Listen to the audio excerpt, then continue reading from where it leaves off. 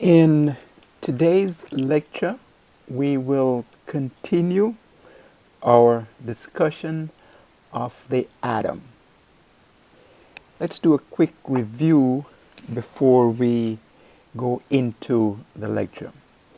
Last lecture we looked at elements, and as we have shown, these are the elements that are shown on the periodic table.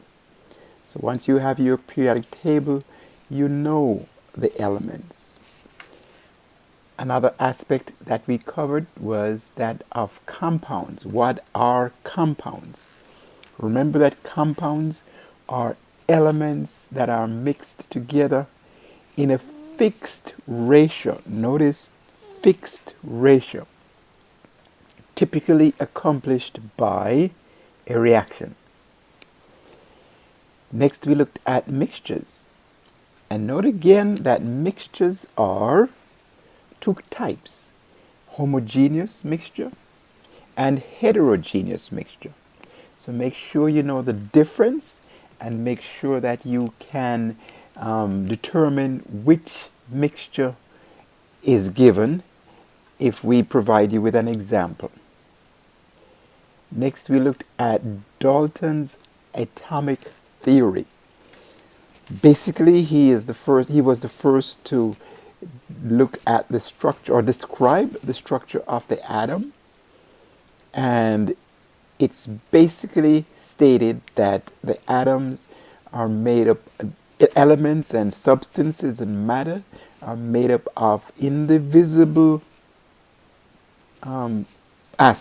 portions that are called atoms. We looked at the subatomic particle. As you'll see in your book, later on it was discovered that the atom had other aspects to it.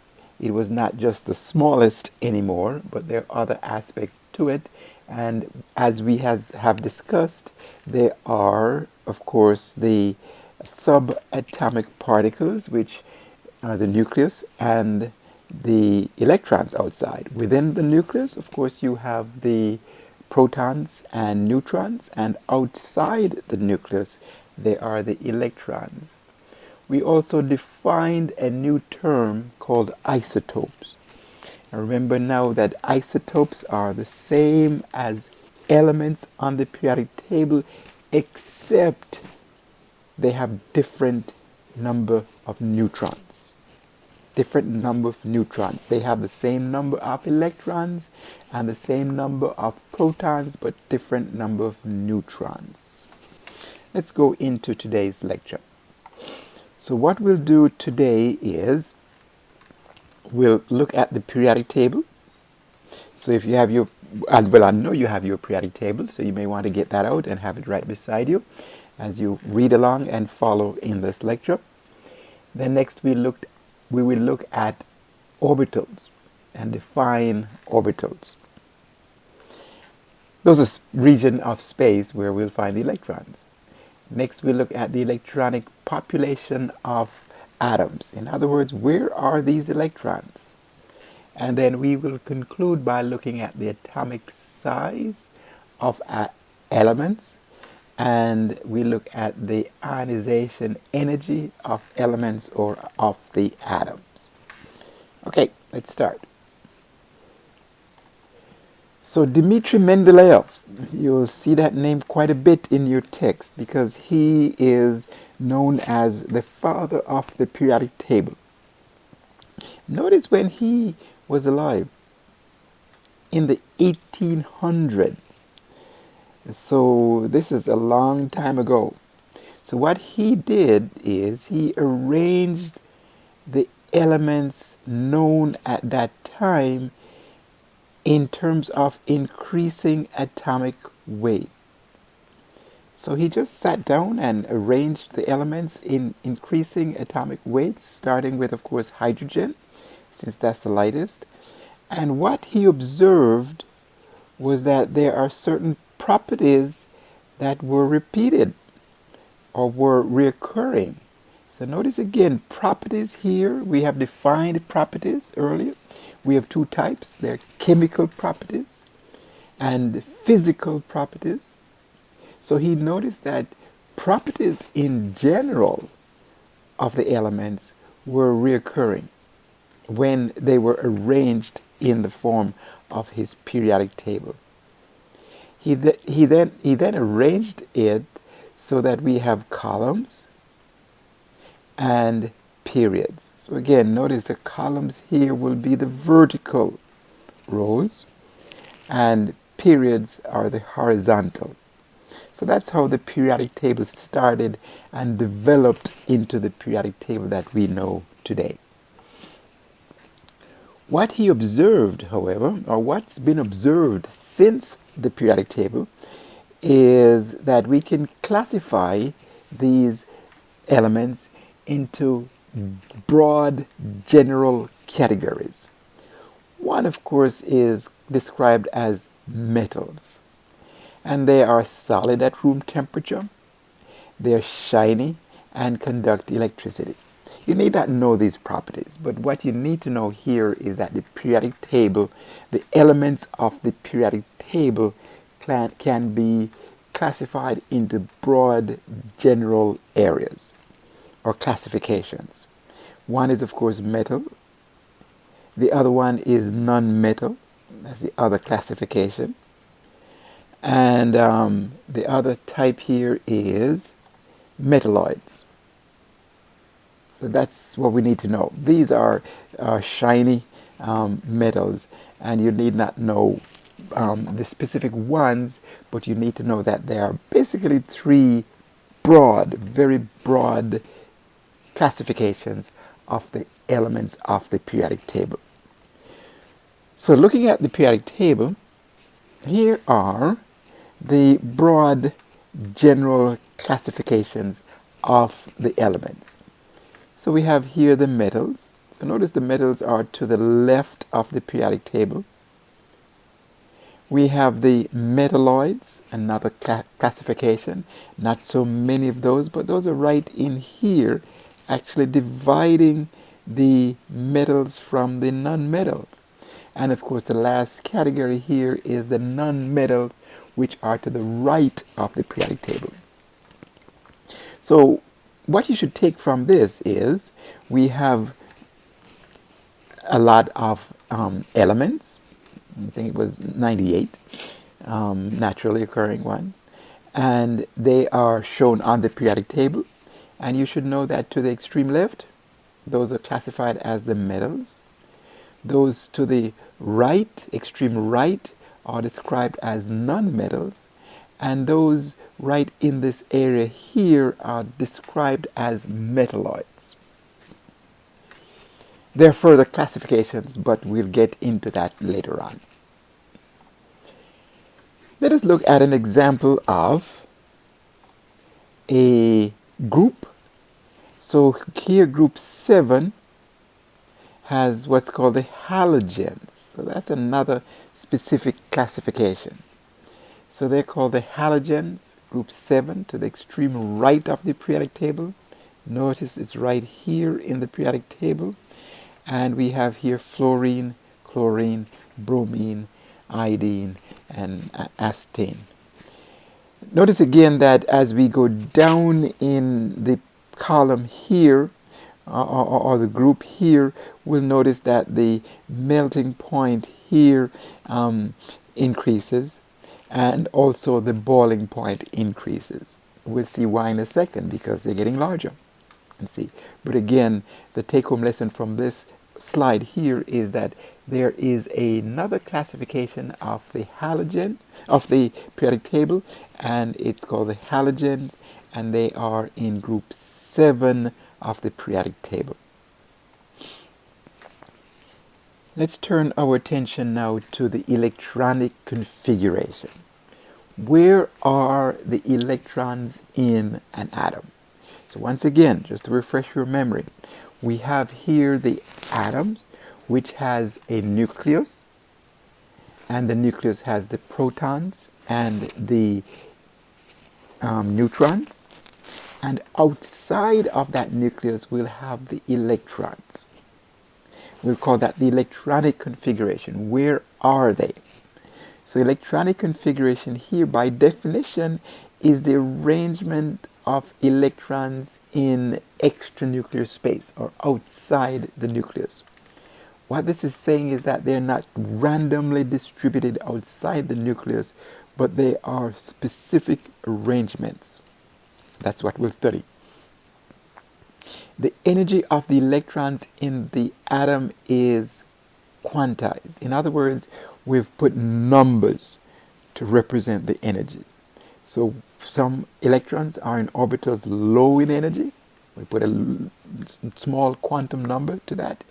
And there are some that are higher in energy or further from the nucleus, and we put a large number to that. We say that's quantized. And another term here which we'll see is ground state. Ground state here just means the lowest energy or the configuration that's found in atoms or elements that exist in nature. Okay, let us spend some time on this slide here because it represents the atomic orbitals. Remember, the definition of an orbital is a region in space most likely to find the electrons. They're not randomly distributed. So it's like building a house or a dorm. You build it first, and then the students come in, and they are not randomly distributed throughout the dorm. They must occupy the first floor first, then the second floor next. There are rules. Same here for electrons occupying the space of an atom. So let's build the orbitals. The first is called the 1s. Notice it is spherical. It's a sphere. It's like a ball. Imagine here a tennis ball. It's a sphere. Note that within that sphere, in the center of that sphere, right in here, is the nucleus, which has the protons and neutrons. Another room or another orbital here is the 2s. Notice the 2s here is larger. It is still a sphere, but larger. So within this 2s here, we can fit the 1s and the nucleus. Why 2? Because it is larger than 1. So we label this as the 1s, small, and the 2s, larger. Another room where electrons can go, or orbitals where electrons can go, is called the p. The p orbital here looks like this. 2 aspects to it.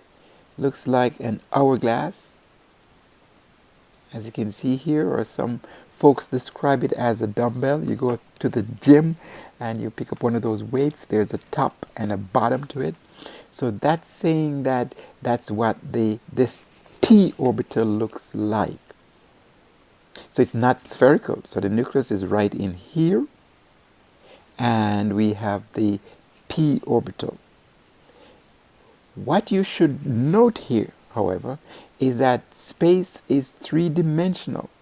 So we can arrange this p orbital in 3 directions of the x, y, and z axis. So just imagine again, looking at 3-dimensional space, there's an x, a y, and a z axis. So we can put all 3 orbitals here in the x, y, and z, and this is what it looks like. Notice here, this is the x, the y, and the z, and the p orbital, which has that shape.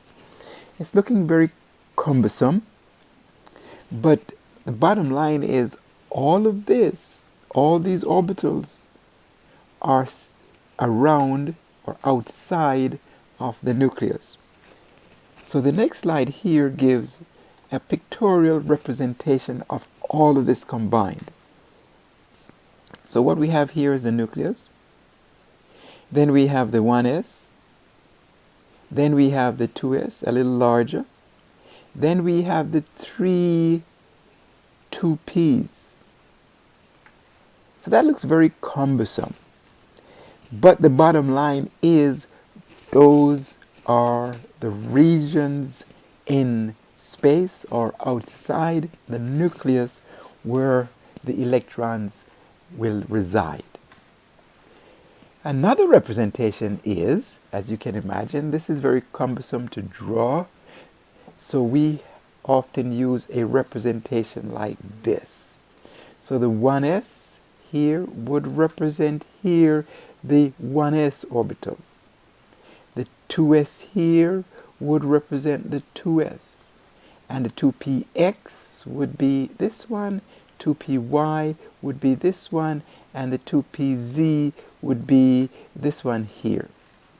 There's a 3s which I have not mentioned yet, but as you can imagine, there are more orbitals, more rooms where the electrons can go, because you have some atoms that have lots of electrons and they will need more space. So what to take from this overhead is, this is the cumbersome picture of the orbitals outside the nucleus, but here is an easier representation of this pictorial representation here, and we'll use this one more often. Here's another way of representing this. Here is the 1s again, the 2s, and the 2p. Here it's shown in terms of energy.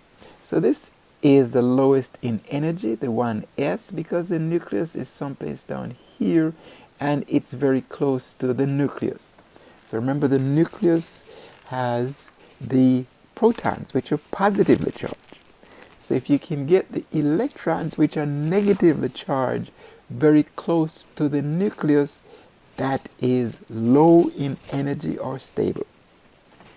As we get larger in orbitals, as the 2s is, it gets higher in energy because the electrons are now further from the nucleus, as described by the principal quantum number here too. Same for the 2p. And of course, these are others here that we will not get into much details in this course. So let us see here the electronic configuration. Now let's see, how are these electrons occupied? How do they occupy these orbitals? There are rules. And the first rule is that we will need to put electrons in the lowest energy orbital first. Remember that if you write it out like this, this is the 1s is the lowest because it is closest to the nucleus. So this is low in energy and this is high in energy over here. So if you have an atom such as hydrogen that has one electron, it goes in the 1s orbital. One representation is like this, to use an arrow to indicate the electron, but the one that we'll use mostly is this representation here, where this 1 is a superscript to represent one electron. So if you have 1s1, this means that there's one electron in this atom and it's in the s orbital, and more specifically it's in the 1s orbital, which is closest to the nucleus. And as a conclusion, this atom has to be hydrogen, because we know from the periodic table that hydrogen has one electron. Let's look at another rule here. Rule 2. Each orbital can occupy, can have a maximum of 2 electrons, no more than 2. No more than 2. So in other words, it's like in the dorm, we say that there are lots of rooms, but only 2 students per room. No more than 2. If you have 3 students, you must put 2 in one room and another one in another room. Same here. So if we have here helium, which has 2 electrons, these 2 electrons here, shown here, must go in the lowest orbital, and here are the 2 electrons represented by that 2. As I mentioned earlier, we'll use this representation called the electronic configuration more than this form here. Okay, let's see what's on the next slide here. So, if you have an atom here with 3 electrons, like lithium, where will that 3rd electron go? We just mentioned that there's a rule that we cannot put more than 2 electrons per orbital. So if there's a 3rd, it must go into another orbital, and the other orbital that's next door or next to the 1s orbital is the 2s. So here it is. So it's a 1s2 and a 2s1. Notice it's not a 1s3 because we cannot put 3 electrons in an orbital. So this is called the electronic configuration of lithium. Because lithium has 3 electrons, here's how it's written. Let's go on. Another rule is that if we have equivalent orbitals, or orbitals that have the same energy level, they must be half filled before the electrons are paired. Okay, let me explain that here. So as we have seen here, the p orbital has 3 orientations: 2px, 2py, and 2pz. They all have the same energy, however. It's just that they are oriented in different region of space. So don't forget that. They have the same energy. How do we know that? Because this 2 here, and this 2, and this 2 here tells us that it's the same energy level. The X, Y, and Z tells us that they are oriented in different regions of space. So what this rule is saying is that if we need to put electrons in, we do not pair them until they are all filled. And the comparison here is we have the dorm, and we have 3 rooms on the same floor, and we have 3 students to put in those 3 rooms. What we're saying is because they're on the same floor, they are equivalent, we do not put 2 students in one room and 1 student in the other room and have the other room vacant. We put 1 student in each room. Same for the electrons here. We will put 1 student in each room first, and then we start pairing. So if you look at carbon here, which has 6 electrons. So let's look over here. We have the 1s, which will have 2 electrons. We have 4 more electrons left. We have the 2s, which has 2 electrons. Notice we cannot put more than 2 electrons in the 2s. But here we have equivalent 2px, 2py, and 2pz. So we'll have to put 1 electron in one orbital and the other electron in the other orbital and not pair them. So here's another way of representing that. 2 electrons in the 2s, but because these 2p orbitals are equivalent in energy because of the same principal quantum number, we'll put 1 electron here and the other electron in the other orbital and not 2 in 1. So here's another way of writing this: 1s2, 2s2, 2p2. Let's look at another example here, and this one is neon. So neon has 10 electrons. 10. So as you know, the orbitals remain the same. Hopefully by now you've figured that out. All the atoms, they have the same orbitals exposed to it. It's like building a big dormitory for all the students. But depending on how many students occupy that dormitory, it dictates the type element. In this case, it would be electrons. Depending on how many electrons are in the big electronic orbitals, that determines the type element. So neon has 10 electrons. And notice no other element on the periodic table has 10 electrons except neon. So these electrons, these 10 electrons, the first two go into the 1s because low in energy. The next two go into the 2s, higher in energy. And of course we have here 6 electrons left.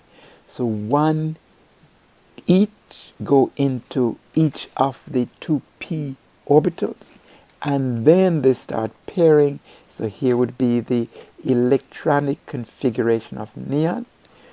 We can write it like this, where we indicate the x, y, and z, or we can not put the x, y, and z here and just condense all of this into that and say 2p6. Let's go on. We have another concept that I'll introduce here, and this is the concept of valence shell. Let's define it and see if we can apply it. The valence shell here is the outermost shell or incomplete shell of the electron, of the atom. So again, we have orbitals, and the outermost orbitals with the same principal quantum number will be the valence shell. Electrons in those shells, or in those shells, will be the valence electrons. So let me explain this again and then come back to the real meaning of this in chemistry. So we have defined the valence shell as the outermost shell. Outermost here means the shells that have the same principal quantum number. So these are all 2. So these are described as the valence shell. Outermost. This is not the valence shell because that's 1 close to the nucleus. We call that the core shell. The valence shell as shown here has 2, 4, 5, and 6 electrons. So that means that these 6 electrons are the valence electrons. Valence electrons. So for oxygen, which has 8 electrons, there are 6 valence electrons and 2 core electrons. A subtle difference here. Another way of looking at it, the valence shell would be all of this right here, because they all have the same principal quantum number. So this would be 2, 4, 5, and 6. Another way of writing it is right here would be the valence shell. We have here 4 and 2, 6, the same 6. And of course this one here would represent the core. Now why are we emphasizing the valence electrons? Since the valence electrons are further from the nucleus, when we start doing reactions, these are the electrons that will react. When we start looking at bonding, these are the electrons that form bonds to other atoms to create the different types of covalent and ionic bonds, chemical bonds. So valence electrons are very important in chemistry. let's look at the Lewis dot structure. Professor Lewis was a chemist years ago. I think he was at Berkeley. He looked at the valence electrons of just about all the atoms of the periodic table and recognized the importance of valence electrons. So he came up with a simple way of representing valence electrons. He represented valence electrons by dots. So we'll look at structures here that's called the Lewis dot structure. So what he did, he just simply determined the number of valence electrons on an atom based on what we just described in the previous slide, and used dots around the atom to show these valence electrons. So let's look at this, for example. Hydrogen has one valence electron, so it has to be its valence electron. But let's concentrate on one that we just did, oxygen. Oxygen, looking at the periodic table, you can see that oxygen has 8 electrons total. However, the valence electrons, or the number of valence electrons, are 6 that we just determined based on the previous slide. So for the Lewis dot structure, we have 2, 4, 5, and 6 dots. You will be asked to draw the Lewis dot structure of atoms. So what you'd have to do is to determine the electronic configuration, determine the number of electrons in the outermost shell, which are the valence electrons. Those valence electrons are represented by dots around the atom, and that's called the Lewis dot structure. So, as we have seen, we're concluding here. So, as we have seen that there are different properties that repeat themselves based on the elements of the periodic table, and we will look at 2 as we conclude. One property is the atomic size of the different atoms of the elements of the periodic table, and the other one is the ionization energy, which we'll define. So let's first look at atomic size. So let's define that first. The atomic size is based on the radius of the atom. So just imagine here the atom as a sphere, like a tennis ball or basketball. It's a sphere. So the radius of that sphere would represent its size from the center to the end where we will find the outermost electron. That would be its radius. Of course, its diameter would be right across. So what is observed that, let's do the next slide. What's observed is that as you go across a particular horizontal on the periodic table, that the radius gets smaller. So let's look at this one here. As you go from lithium to fluorine, fluorine is much smaller than that of lithium. One would think the opposite, because fluorine has more electrons than lithium. Why is it that fluorine is smaller in radius than that of lithium?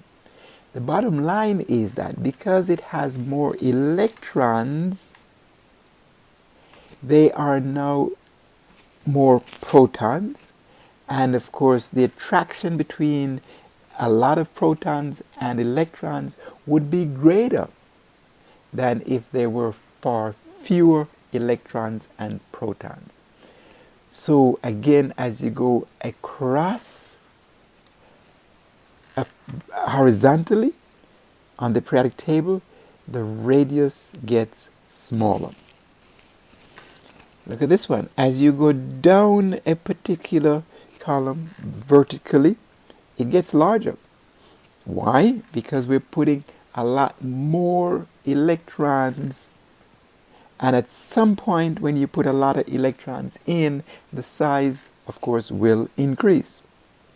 So the take-home lesson from this is, as we go across horizontally, the atomic size gets smaller. As you go down vertically, the atomic size gets larger. Let's look at the last example here, and that is of ionization energy.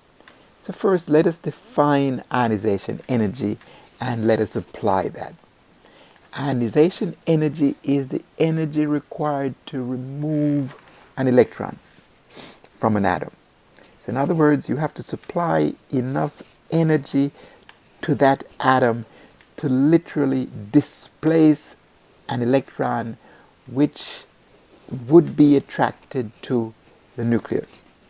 So that requires energy because you're forcing an electron away from the atom, which was typically attracted to the atom because of the positive charge of the nucleus. So that's the definition. So lithium, for example, if you supply enough energy to it, and this energy, it's specific, it's called the ionization energy, it kicks out one electron, and what's created here is a lithium plus or lithium ion or cation. It's positive because it has lost an electron from the neutral atom. But for the bottom line here is that the energy required is called the ionization energy. So, as we go across horizontally on the periodic table, the ionization energy increases. So in other words, it would require more energy to release or kick out the electron from fluorine compared to lithium. Because, again, one rationale for this is that the electron for fluorine is more tightly and compacted and close to the nucleus, so which has a positive charge, so it's hard to release that electron. More energy is required compared to lithium, which the electron is not as close to the nucleus. Remember, that's larger. So it requires less energy to release or kick out that electron. The energy required to release the electron increases again, in this case opposite to the atomic radius. It increases as we go up the periodic table along a vertical column here. So in other words, it would require more energy to release the electron from fluorine, for example, which is right here, compared to chlorine or bromine. Again, why? Because the electrons are more compact here. Remember, it's a small radius, so it requires a lot of energy to release the electrons from the atom where the electrons and protons are close to each other, compared to an atom down here where the electrons are not as close to the nucleus as an atom up here. So more energy required to release this electron and less energy required to release that electron. So from this slide, what you should take home is that the ionization energy increases as we go across in this direction, and it increases as we go up vertically in that direction. Okay, so this is the end of chapter 2. So go ahead and review and make sure you understand the concepts of the material in chapter 2. We'll have a quiz on Thursday, which is tomorrow. So make sure you understand the concept, but equally important or more so important is that you can apply these concepts to solving problems. So remember to consistently study your chemistry and work the problems as you go through. So continue study and have a great day, and bye.